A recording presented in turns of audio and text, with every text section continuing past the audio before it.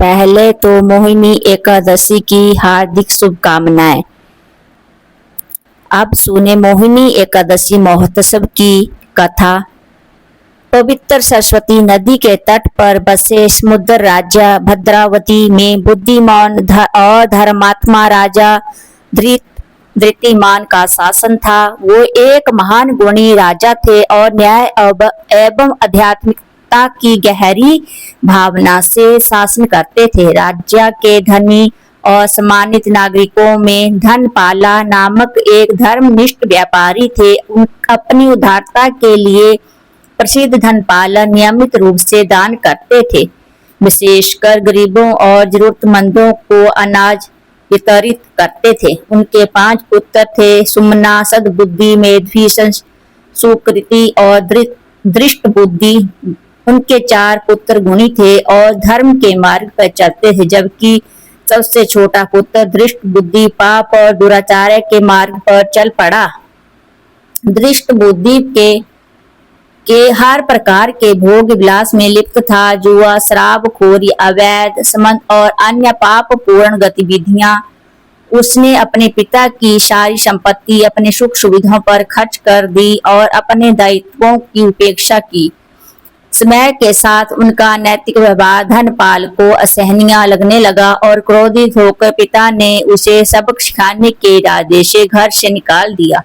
अकेला और निर्धन दृष्ट बुद्धि ने अपनी सारी संपत्ति यहाँ तक कि विरासत में मिली दौलत भी लौटा दी और जल्द ही उसके साथी भी उससे दूर हो गए। धन, मित्र या संसाधनों के अभाव में वह निराशा में डूब गया। हताश और शर्म से व्याकुल दृष्ट बुद्धि ने जीवित रहने के लिए चोरी का सहारा लिया और भद्रावती के नागरिकों के सामान चुराने लगा, लेकिन उसके कुकर्मों का जल्द ही पर्दाफाश हो गया। राजा के पहरेदारों ने उसे पकड़ लिया, कोड़े मारे और राज्य से निकाल दिया। अब तक भटकते हुए बहिष्कृत के रूप में वह घने जंगलों में चला गया और जंगली जानवरों का शिकार करके उन्हें खाकर दंडनीय अपराध व्यतीत करने लगा।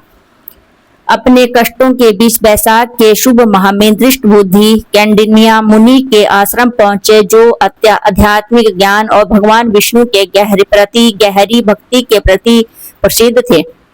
उसी समय ऋषि गंगा के पवित्र जल में स्नान कर चुके थे। उनके शरीर से जल की अंतिम बूंदें गिरते ही वो अचानक दृष्ट बुद्धि के पापी शरीर पर गिर पड़ी। चमत्कारी रूप से जल की उन बूंदों ने युवक के हृदय में गहरा परिवर्तन ला दिया। पहली बार उन्हें अपने कुकर्मों की गंभीरता का पूर्ण ज्ञान हुआ।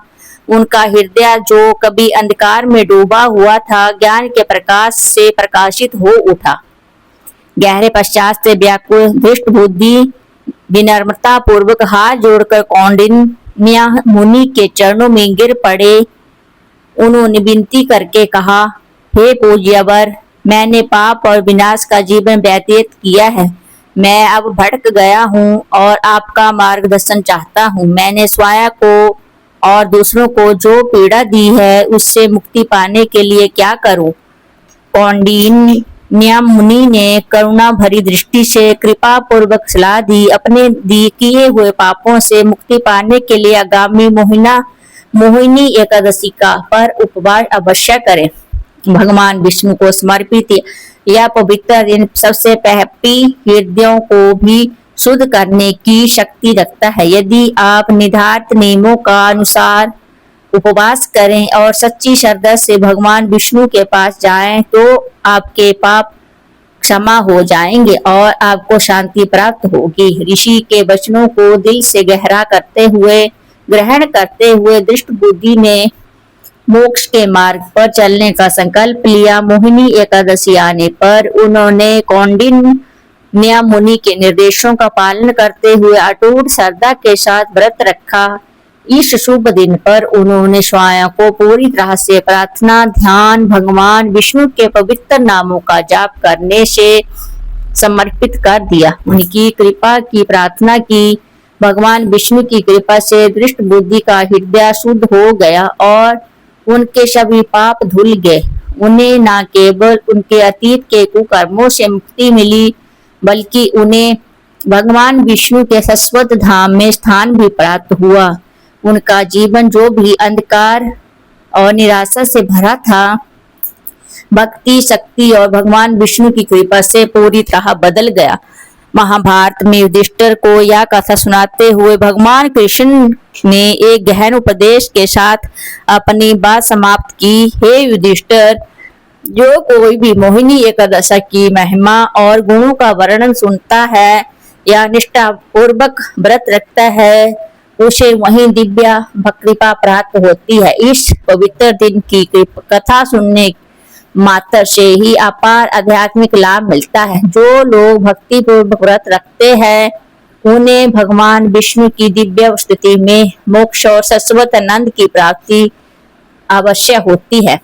इस प्रकार धृष्ट बुद्धि की कहानी मोहिनी एकादशी की परिवर्तनकारी शक्ति का एक सशक्त प्रमाण है। एक ऐसा दिन जो सबसे पातित आत्माओं का उद्धार कर उन्हें दिव्य मोक्ष की ओर मार्गदर्शन कर सकता है। जय श्री हरि नारायण, जय विष्णु भगवान जी।